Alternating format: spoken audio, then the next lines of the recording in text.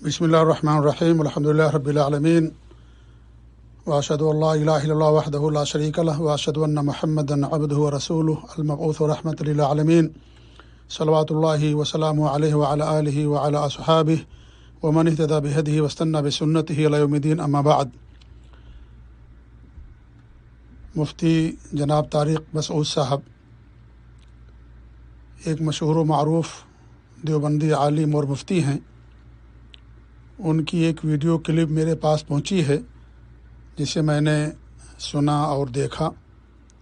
اس کے اندر کچھ باتیں تو انہوں نے صحیح بیان کی ہیں، جیسے ان کا یہ کہنا کہ بغاوت کا انجام کبھی اچھا نہیں ہوا ہے، نقصانات اس کے اندر زیادہ ہیں، اور خلافت کا لیبل لگانے سے خلافت قائم نہیں ہو جاتی ہے۔ ہمیں اصلاح کی کوشش کرنی چاہیے، بغاوت کے راستے کو چھوڑ کر کے جو حکومتیں اسلامی باقی ہیں ان کے اندر رہ کر کے ان کی اصلاح کرنی چاہیے۔ یہ بڑی پیاری اور اچھی بات انہوں نے بیان کی ہے، لیکن کچھ ایسی باتیں بھی انہوں نے بیان کر دی ہیں جو حقیقت کے خلاف ہیں، صحیح نہیں ہیں۔ جیسے انہوں نے یہ کہا کہ عربوں کو اکسایا گیا اور خلافت عثمانیہ کے خلاف ان کو بغاوت پر ابھارا گیا، اور ان کے بغاوت کے نتیجے میں خلافت عثمانیہ کا زوال ہوا اور اس کا خاتمہ ہوا۔ ان کا یہ کہنا قطعاً صحیح نہیں ہے۔ قبل اس کے کہ میں اس کا جواب دوں، میں یہ بتا دینا بہتر سمجھتا ہوں کہ ہمارے بہت سارے ساتھی لوگ شاید یہ سمجھتے ہوں گے کہ خلافت عثمانیہ کی نسبت تیسرے خلیفہ راشد عثمان بن عفان رضی اللہ تعالیٰ عنہ کی طرف ہے، تو ایسی بات نہیں ہے، بلکہ خلافت عثمانیہ کی جو نسبت ہے وہ اس حکومت کا جو بانی تھا، جس کا نام تھا عثمان الاول، جو ارطغرل کے بیٹے تھے، ان کی طرف یہ نسبت ہے، منسوب ہے، نہ کہ خلیفہ راشد عثمان بن عفان رضی اللہ تعالیٰ عنہ کی طرف۔ مفتی صاحب نے بتایا کہ عربوں کی بغاوت سے خلافت عثمانیہ کا زوال اور خاتمہ ہوا، تو میرا سوال یہ ہے کہ خلافت عثمانیہ تو 3 بر اعظموں کے بڑے بڑے شہروں یا اکثر شہروں پر محیط اور مشتمل تھی، ایشیا، افریقہ اور یورپ۔ صرف عرب کے علاقوں میں تو نہیں تھی ان کی حکومت، تو اگر ان کی بغاوت سے حکومت کا خاتمہ ہوا خلافت عثمانیہ کا، تو صرف ان علاقوں میں ہونا چاہیے تھا جہاں عرب لوگ تھے۔ جہاں عرب لوگ نہیں تھے تو وہاں پر ان کی خلافت کس طریقے سے ختم ہوئی اور اس کا زوال ہوا۔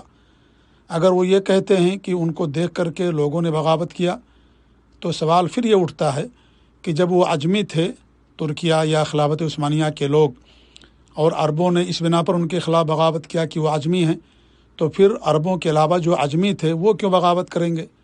لہذا ان کا یہ کہنا کہ عربوں کی بغاوت سے خلافت کا وجود ختم ہوا، یہ بالکل بات صحیح نہیں ہے، قطعاً مناسب نہیں ہے۔ اس کے بہت سارے اسباب تھے جس کی بنا پر حکومت یا خلافت عثمانیہ کا زوال ہوا، اس کا خاتمہ ہوا۔ ان اسباب میں سے ایک اہم سبب یہ بھی تھا کہ خود ترکیہ ہی یا ترکیہ کے لوگ خلافت عثمانیہ کے زوال کا باعث بنے۔ آخری دور میں باقاعدہ وہاں ایسی تنظیمیں قائم کی گئیں جن کا مقصد تھا کہ جمہوریت کا قیام اور خلافت عثمانیہ کا زوال اور خاتمہ۔ انہی میں سے مصطفیٰ کمال اتا ترک، اس نے ایک تنظیم قائم کی جس کا نام ہی تھا یونائٹڈ اینڈ پروگریسو پارٹی۔ یہ باقاعدہ خلافت کے خلاف مظاہرے کرتے تھے، احتجاج کرتے تھے، بڑی بڑی ریلیاں نکالتے تھے لوگ، اور نعرے لگاتے تھے، اور جمہوریت کے قیام کے لیے کوششیں کرتے تھے۔ ہزار کی تعداد میں لوگ شامل ہوتے تھے، اور جب 1922 کے اندر انتخاب ہوا تو اس میں سب سے بڑی پارٹی بن کر کے یہی مصطفیٰ کمال اتا ترک کی پارٹی جیت کر کے آئی تھی، اکثر سیٹیں یہ لے کر کے آئے تھے۔ اور پھر 1922 کے اندر خلافت گویا کہ یعنی صرف نام کی رہ گئی تھی، اور 1924 کے اندر جو کچھ نام تھا وہ بھی ختم کر دیا گیا، اعلان کر دیا گیا، اور اس طریقے سے حکومت جو ہے ختم ہو گئی۔ تو خلافت عثمانیہ کے زوال میں یا اس کے خاتمے کے لیے ترکیہ نے بہت زیادہ، یا وہاں کے جو لبرل قسم کے لوگ تھے یا آزاد پسند قسم کے لوگ تھے، انہوں نے بہت زیادہ اس کے لیے محنت کی اور کوشش کی۔ اور ظاہر بات ہے ان لوگوں کو جو اعداء اسلام ہیں جیسے فرانس اور برطانیہ یا اس طریقے سے اور جو روس وغیرہ اور جو ممالک ہیں ان کی طرف سے باقاعدہ ان کو ایڈ ملتی تھی اور انہیں باقاعدہ ان کی مدد کی جاتی تھی. تو یہ بھی ایک بڑا سبب تھا جس کی بنا پر خلافت عثمانیہ کا زوال ہوا. ایسے ہی خلافت عثمانیہ بہت زیادہ مقروض ہو گئی تھی. جو بڑی بڑی طاقتیں تھیں ان کی بہت زیادہ مقروض ہو گئی تھی اور بالکل خزانہ خالی ہو گیا تھا ان کا, اور اس پوزیشن بھی نہیں تھے, یہ رہ گئے تھے کہ کوئی فیصلہ کر سکیں. اور ان کے جو داخلی امور ہوتے تھے ان میں بھی باقاعدہ یہ جو بڑی بڑی طاقتیں تھیں وہ دخل اندازی کیا کرتی تھیں, اور ان داخلی امور کے اندر بھی وہ بڑے فیصلے نہیں لے پاتے تھے, اس قدر مقروض ہو گئے تھے. ایسی ایک سبب یہ بھی تھا کہ ان کا آپسی انتشار, آپس میں اختلاف, باپ بیٹے کو قتل کر دیتا تھا, چچا بھتیجے کو قتل کر دیتا تھا, اور ان کی آپس میں جو ہے جنگیں ہوا کرتی تھیں. اور اسی طریقے سے آخر وقت میں تو یہاں تک بات ہو گئی تھی کہ جو ولی عہد ہوتا تھا, جسے خلافت ملنے والی ہوتی تھی, اسے کسی جزیرے کے اندر قید کر دیا جاتا تھا اور وہاں رہتا تھا. اور اس طریقے سے جب بادشاہ کا یا خلیفے کا انتقال ہو جاتا تو اس کے بعد پھر اس کو وہاں سے لایا جاتا اور پھر اس کی تاج پوشی کی جاتی تھی. تو یہ بھی ایک سبب تھا جس کی بنا پر حکومت کا زوال ہوا, اور ظلم بھی زیادہ تھا, اور عربوں کے ساتھ ناانصافی بھی انہوں نے کی ہے. یہ بھی ایک حقیقت ہے, سچائی ہے. اور اسی طریقے سے یہ جو پہلی عالمی جنگ ہوئی 1914 اور 1918 کے درمیان, اس میں باقاعدہ یہ لوگ شریک ہوئے, اور یہ لوگ المانیہ کی طرف سے تھے, جرمنی کی طرف سے تھے, اور شکست ہوئی ان لوگوں کو. جرمنی کو شکست ہوئی فرانس اور دیگر طاقتوں کے سامنے. تو اس کی وجہ سے بھی ان کی بہت زیادہ یعنی زوال پذیر ہو گئی حکومت یہ. اور ان کا جو دور ہے دراصل وہ 16ویں اور 17ویں صدی عیسوی یہ ان کا جو ہے دور عروج ہے, اور سنہرا دور ہے یہ. اور اس کے بعد بھی کبھی ان کو اچھی پوزیشن ملی تو کبھی ضعف اور اضمحلال اور تنزلی کا شکار ہوئے. لیکن ان کا جو سب سے سنہری دور ہے وہ 16ویں اور 17ویں صدی عیسوی کا دور ہے, جیسا کہ مورخین نے ان کے بارے میں لکھا ہے. تو اس طریقے سے بہت ساری چیزیں تھیں جن کی بنا پر یہ حکومت جو ہے یا خلافت عثمانیہ زوال پذیر ہوئی. اور خلافت عثمانیہ جب قائم ہوئی تو ایسا نہیں ہے کہ جن جن علاقوں پر ان کی حکومت قائم ہوئی وہ سب خالی پڑے ہوئے تھے, وہاں کسی کی حکومت نہیں تھی. ظاہر بات وہاں بھی حکومتیں تھیں, چھوٹی چھوٹی حکومتیں تھیں. تو ان لوگوں نے اپنا جو رقبہ وسیع کیا وہ یا تو ان سے جنگ کر کے کیا یا تو ان کے ساتھ اتفاق کیا, اور اس طریقے سے ان کا رقبہ وسیع ہوا, یا تو انہوں نے ان ملکوں کو فتح کیا جو غیر اسلامی ممالک تھے, جیسے محمد الفاتح نے قسطنطنیہ کو فتح کیا اور بہت سارے ممالک اور شہر فتح کیے گئے. تو اس طریقے سے ان کا جو ہے اضافہ ہوا. اور ان کے دور میں سلجوقیوں کا دور تھا, اور جو عثمان الاول جو اس حکومت کا بانی ہے اس کے جو والد تھے جن کا نام تھا ارطغرل ان کا نام تھا. یہ علاؤالدین سلطان علاؤالدین کی خدمت گزار تھے سمجھ لیجئے. اور جب سلطان علاؤالدین کی فوجیں روم کے ساتھ لڑ رہی تھیں تو یہ جو ارطغرل تھے انہوں نے ان کا ساتھ دیا تھا, اور اس میں سلطان علاؤالدین کو کامیابی ملی تھی. تو اس نے خوشی میں آ کر کے جہاں پر جنگ ہوئی تھی اس کے کچھ علاقے ارطغرل کو دیے, اور ان کو وہاں انہوں نے امیر منتخب کر دیا کہ آپ یہاں کے امیر ہیں. ان کی وفات کے بعد جب ان کے بیٹے کا دور آتا ہے تو انہوں نے اپنی رقبے کو اور اپنی جو عمارت ان کو ملی تھی سلطان علاؤالدین کی طرف سے ان کے والد کو, اس کے اندر انہوں نے توسیع کرنا شروع کیا, اور اس طریقے دھیرے دھیرے بہت سارے ملکوں کو انہوں نے ہتھیایا. اور ممالک کا دور تھا ان کے زمانے میں, جو غلام ہوتے تھے ان کی حکومتیں تھیں. تو اس طریقے سے یہ سلجوقیوں کا دور تھا اس وقت سمجھ لیجئے, خاص طور سے ہندوستان میں, افغانستان میں, ایران میں ان لوگوں کی حکومتیں تھیں. اور عربوں کے اندر بھی جو ہے مختلف حکومتیں تھیں, چھوٹی چھوٹی حکومتیں تھیں, اور ان سارے عربوں پر بھی ان کا کنٹرول نہیں تھا. مکہ مدینہ پر ان کا بہت حد تک کنٹرول تھا, لیکن اور جو باقی علاقے تھے وہاں ان کا کنٹرول ہی نہیں تھا. جیسے ریاض ہے مان لیجئے, وہاں آل رشید کی حکومت تھی, اور عسیر میں محمد ادریسی کی حکومت تھی, اور حریملہ میں آل معمر کی حکومت تھی, جبل شمر میں آل سبحان کی حکومت تھی, ابہا میں حسن بن فائد کی حکومت تھی. تو اس طریقے سے جو عرب کے علاقے ہیں ان میں بھی ان کی حکومتیں نہیں تھیں. تیونس میں, لیبیا میں, عراق میں, اور اس طریقے سے اور جو مصر میں یہ جو سب عرب علاقے ہیں، صومال ہے، یہ سب جو عرب علاقے ہیں، وہاں بھی جو ہے الگ الگ حکومتیں تھیں جو ان کے ساتھ شامل ہوئیں، یا تو ان لوگوں نے ان کے ساتھ جنگ کیا اور پھر ان کو شکست دی، یا تو انہوں نے اتفاق کیا اور اس طریقے سے چونکہ ان کی طاقت بڑھتی جا رہی تھی تو ان کی طاقت کو سامنے رکھتے ہوئے لوگوں نے سرنڈر کیا اور اس طریقے سے ان کی خلافت میں اور حکومت میں شامل ہو گئے، اور کچھ لوگوں نے جنگ کی اور باقاعدہ جنگ کی صورت میں ان کے ساتھ شامل ہوئے۔ تو یہ انہوں نے خود اپنے رقبے کو وسیع کیا ہے لوگوں کے خلاف جنگ کر کے یا ان کے ساتھ اتفاق کر کے۔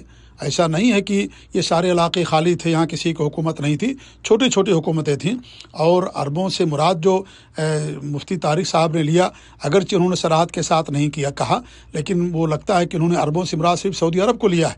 اس لیے انہوں نے کیا کہا کہ توحید تو آ گئی لیکن بہت ساری برائیاں جنم ہو گئیں اور بہت ساری برائیاں آ گئیں، تو توحید کہاں آئی؟ توحید تو صرف سعودی عرب کے اندر آیا۔ باقی آپ دیکھیں اور دیگر عرب علاقے ہیں، مصر کو لے لیجئے، عراق کو لے لیجئے، لیبیا کو لے لیجئے، اور اس طریقے سے اور جو عرب علاقے وہاں لے لیجئے، وہاں کس قدر ابھی بھی مزار پرستی ہے، قبر پرستی پائی جاتی ہے۔ وہ سارے علاقے تو ابھی بھی وہاں پر پائے جاتے ہیں، قبر پرستی پائی جاتی ہے۔ تو انہوں نے عربوں سے مراد جو ہے صرف گویا کہ سعودی عرب کو لیا، حالانکہ صرف سعودی عرب تھوڑی عرب ہیں، بلکہ بہت بڑا علاقہ ہے عربوں کا، جہاں جہاں عربی زبان بولی جاتی ہے وہ سب کے سب، اور وہاں سرکاری زبان عربی ہے اور وہاں کے لوگ عربی زبان بولتے ہیں، وہ سب عرب علاقے کہلاتے ہیں۔ لیکن انہوں نے یہ کہہ کر کے مراد لیا کہ عربوں سے مراد گویا کہ وہ سعودی حکومت کو لینا چاہتے ہیں۔ تو سعودی حکومت جو قائم ہوئی، انہوں نے بغاوت تھوڑی کیا تھا ان کے خلاف، عثمانیوں کے خلاف یا خلافت عثمانیہ کے خلاف، کیونکہ یہاں پر ان کا کنٹرول ہی نہیں مکمل طور پر تھا۔ ہر جگہ الگ الگ حکومتیں تھیں، ہر 50 کلومیٹر پر حکومت بدل جایا کرتی تھی، جیسا کہ ہمارے یہاں کہا جاتا ہے کہ ہر 50 کلومیٹر پر زبان بدل جاتی ہے، تو یہاں پر ہر 50 کلومیٹر پر حکومت بدل جاتی تھی، چھوٹی چھوٹی حکومتیں تھیں، یعنی احسا میں الگ حکومت، اور اس طریقے سے عسیر میں الگ، حریملہ میں الگ، ریاض میں الگ، اور خود ان کی بھی حکومت تھی درعیہ کے اندر، جسے انہی لوگوں نے ختم کیا تھا، اور یعنی خلافت عثمانیہ ہی نے ختم کیا تھا، مصر کے ساتھ مل کر کے محمد علی پاشا نے آ کر کے ان کی حکومت کو ختم کیا تھا۔ اور سوال یہ پیدا ہوتا ہے کہ اور بھی حکومتیں تھیں جو ان کے خلاف تھیں، جو خلافت عثمانیہ کے ساتھ شامل نہیں تھیں، تو ان کو کیوں انہوں نے ختم کیا عربوں سے؟ صرف ان کی حکومت کو کیوں ختم کیا؟ اس لیے کہ یہ لوگ جو ہے توحید کو دنیا کے اندر عام کرنا چاہتے تھے، اور وہ جو حکومت تھی خلافت عثمانیہ، ان کے ہاں شرک پا جاتا تھا۔ مفتی صاحب نے جو کہا کہ بدعت تھی ان کے ہاں، قبروں کو اونچا کرنا، پختہ کرنا، یہ تھی برائی، لیکن شرک نہیں تھا۔ ان کا کہنا بالکل صحیح نہیں ہے، بل باقاعدہ شرک تھا ان کے ہاں۔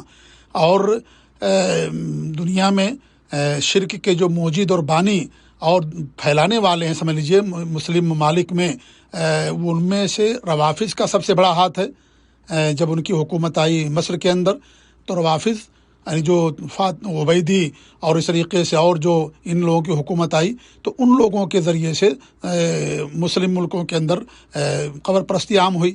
ایران کے ذریعے سے قبر پرستی آج پھیلائی جا رہی ہے، شرک اور مزار پرستی ساری چیزیں۔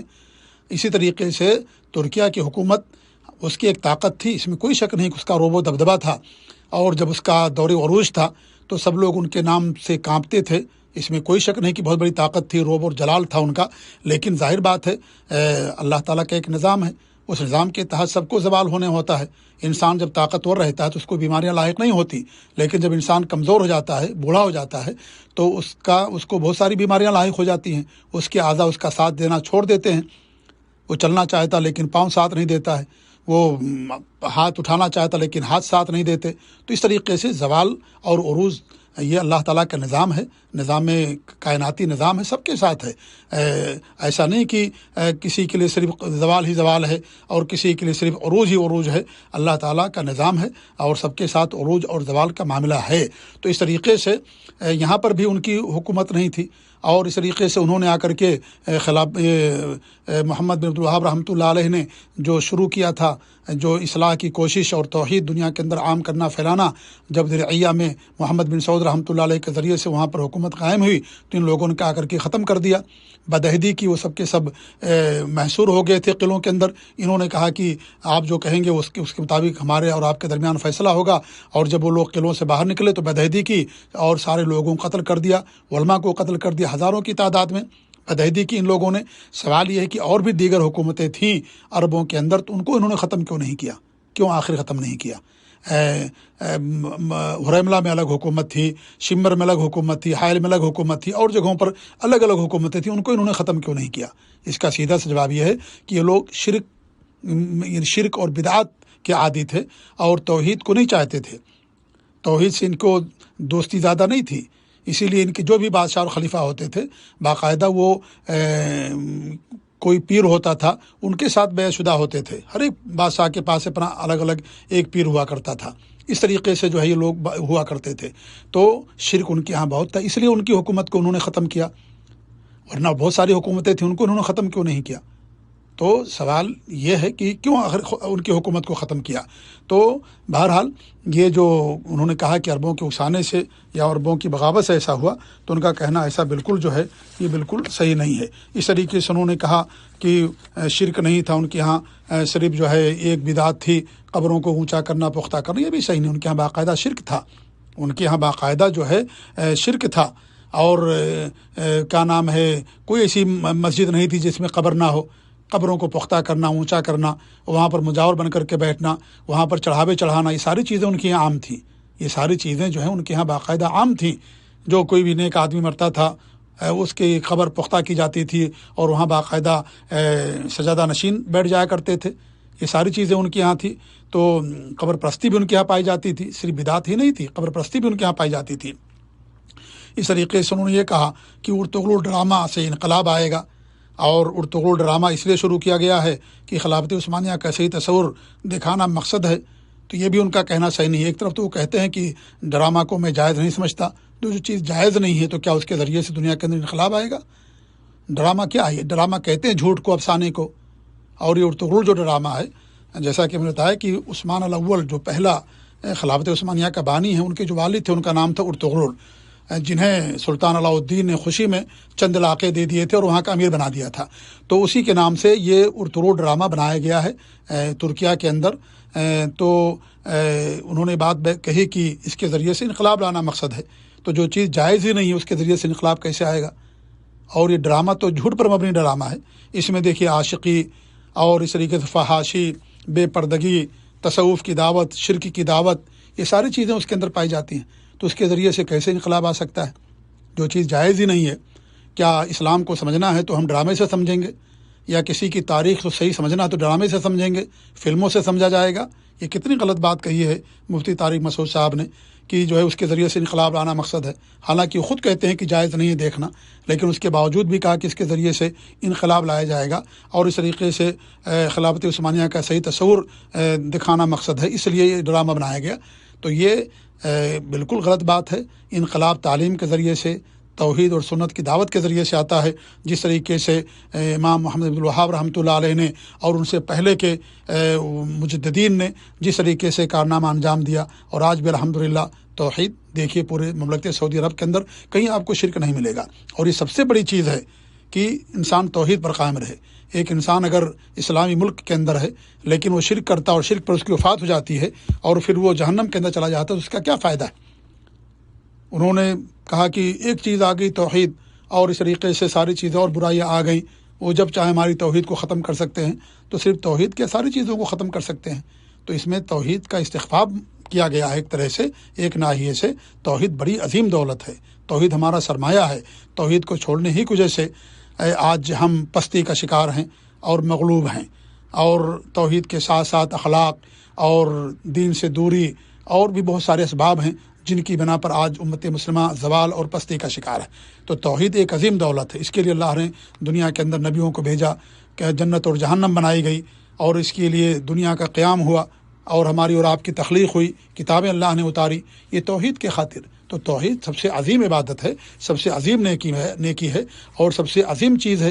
لہذا اس کا یہ کہنا کہ صرف توحید ملی اور کیا ملا لوگوں کو، یہ کہنا اس طریقے سے بالکل مناسب نہیں ہے ایک عالم دین کے لیے، ایک عالم کے لیے اس طریقے سے کہنا.